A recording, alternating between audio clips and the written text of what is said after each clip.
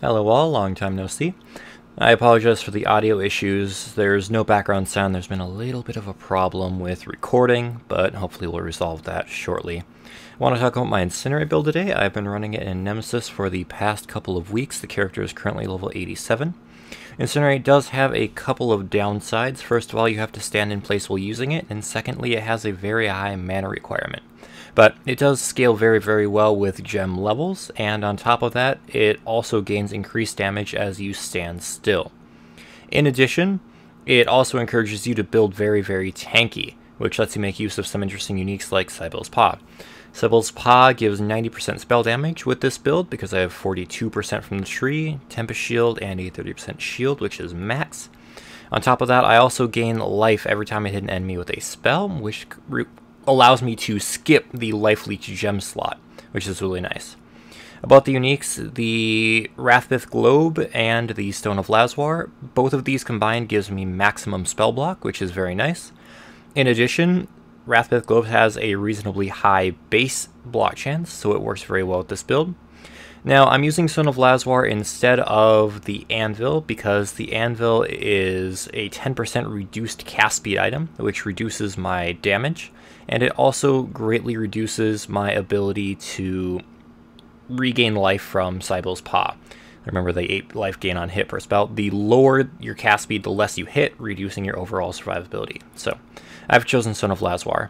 I also prefer Stone of Lazwar because it allows me to spell block cap myself without running Rainbow Strides. I like the boots that I have, I like using boots, I don't like giving up the movement speed, and I don't like giving up the health on them especially. And you have to use Rainbow Strides if you want to spell cap yourself with the Anvil. So, those are the reasons why I've chosen the uniques I have, and I like it so far. Now, your primary links, you want Incinerate. You definitely want quality on Incinerate for projectile speed. It's very nice. On top of that, I've decided to use faster projectiles. Now, this isn't a required gem. If I didn't have faster projectiles, I would probably be using Iron Will, but faster projectiles allows me to hit about half the screen. Faster casting, obviously, more life gain, more survivability, more damage, good stuff. And then I'm also using lesser multiple projectiles. You can use greater if you want, but the cone is so wide that I don't really like it. And then fire penetration, because all fire builds need fire pen. Otherwise, like I said, the 6th link would be Iron Will, and if I didn't have faster projectiles, I would probably use Iron Will there instead as well. So that covers the links that you need fairly well. There are a couple other options, but I won't go into those too well because I think the combination I have is pretty nice. Now, let's talk a little bit about the auras we have running. We have Clarity for mana regen. As I said, we need a fairly high mana regen. We have Haste because cast speed is probably the best aura you can run for this build. On top of that, we also have Tempest Shield. Now, I have Tempest Shield linked to Elemental Proliferation. So whenever an enemy hits me, if I block, I have a 20% chance with static blows to shock the entire group, which is very nice because I'm going to be sitting there for a while. So any monster that can survive my barrage, I probably want to kill it faster. So, fairly simple understanding on that. I don't really have the mana to run another aura, so it doesn't really hurt me that much to reserve a little bit more with Ele Proliferation. On top of that, I'm running Arctic Armor. Now, Arctic Armor is kind of the star of the show here. Now, Arctic Armor has increased mana cost while moving, but because I'm never moving when I'm casting, the mana cost from Incinerate and Arctic Armor never overlap, so they work really well. On top of that, Arctic Armor makes me immune to my own Reflect, so if I'm running against Elemental Reflect, I don't have to worry about that, which most spellcasters usually do, which is nice. And also, because I'm standing in place, the physical damage reduction from Arctic Armor allows me to take less damage, which I really need. Otherwise, it's just really nice because not all of the hard-hitting damage in the game is fire damage, so reducing fire and physical is a very nice plus. Onto the skill tree, there are a few things that I would like to talk about here. Let's just pull this up.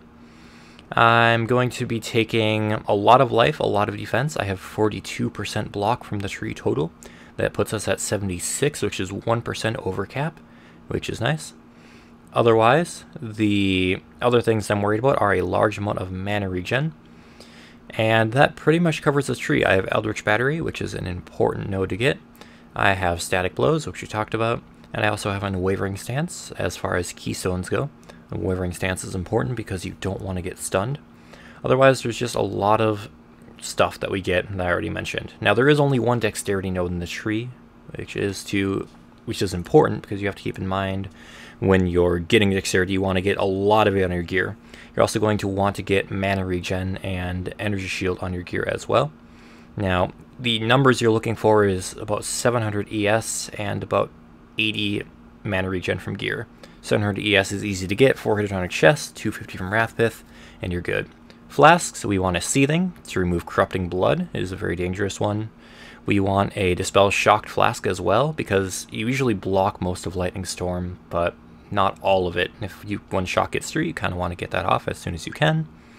And then the final flask we're going to want to get is a Curse Immune Flask, and that's because if you have a Hexfont monster that silences you, it will actually reset your Incinerate stacks because you stop casting. So that's not good. It also reduces your survivability because you get hit by a lot of things while you're not casting, and you're not regaining health while you're not casting.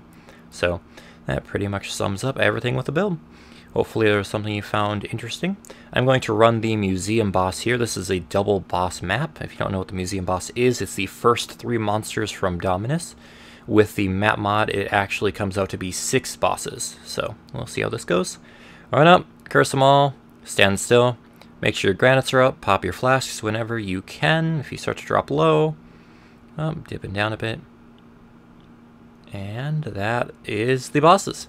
So Arctic Armor kind of trivializes the fight, shows the power of the build with the life regen. Hopefully you saw something that you liked, and I will see you all next time. Thanks for watching. Bye.